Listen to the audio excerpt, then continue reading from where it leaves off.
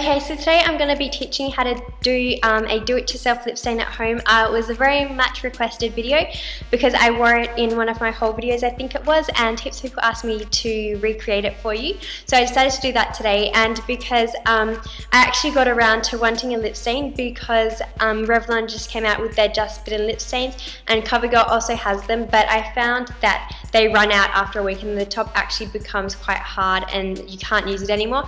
And they actually retail for around $18 here in Australia. I think in the States they retail for around $5 or $7, which isn't too bad. So if you're wanting to go purchase them, you can go purchase them. But for those not wanting to spend $18 on a tube, which will probably dry out in a week or so, this is just a quick do-it-yourself that anyone can do with products lying around the home. So if you want to see how to do it, then stay watching and I'll show you. First step is just to exfoliate your lips. So what you can do is you can use just a toothbrush or something like that, or a little bit of sugar.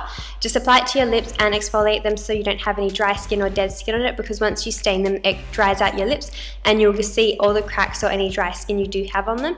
And then you want your lips to be dry when you apply your stain, just because you want the colour to catch directly into your lips. However, if you have dry lips, then you could try going for a just kind of like a lip moisturizer, so something bland like Poi lip ointment, so that will just provide the moisture and not any colour or anything like that.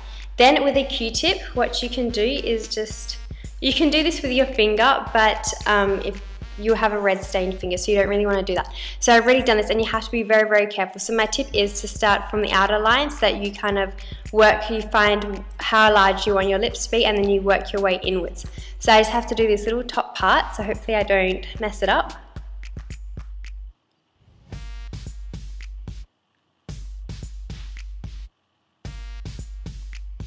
So I just dot the colour on, and then you just let it set in, and then once it sets in, I'll show you the second step. Okay, so once you have your colour placed on your lip and it's sunken in, so it's all been absorbed and everything, you can use your fingers at this stage, but you still may have some traces of red dye on your lips, so you don't really want to get them on your fingers. So I'm just going to turn around my Q-tip and use this. And so you want to use any nice shiny lip gloss or anything. I'm just going to use a lip moisturizer, so Poi lip balm, and so I'm using this just because it is a quite thick solution, so it will last longer and it gives a really nice shine, and it's also moisturizing, especially because I do have dry lips.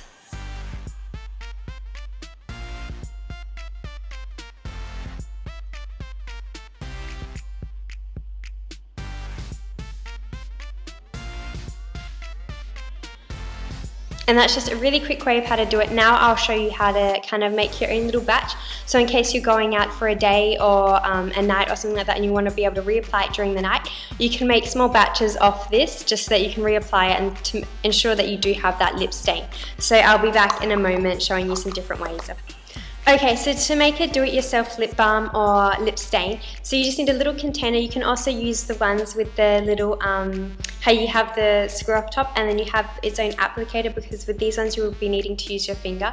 However, with that one you're going to need like a little drop die or something like that, that you can actually place all your materials into the packet. And I didn't actually have any that were empty yet, so that's why I'm just going to use this little jar I have. It's just a Blistex container that's empty, like that. And so, of course you can use, there's two different colour stains that you can use to achieve this. So you can use your red dye. However, I was reading on the internet because I did a little bit of research before I actually put it on my lips, and with red dyes there were some people who are a little worried about the chemicals and everything like that with cancer, and because you never really know with chemicals that you're putting in your face, is it going to cause cancer or not.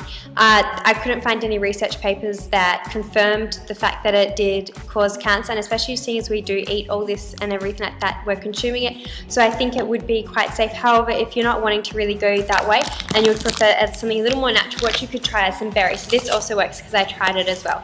So then you can get some different coloured berries. So we have raspberries here, which will produce a more reddish, pinkish tone, or just some blueberries, which would produce a bluish tone.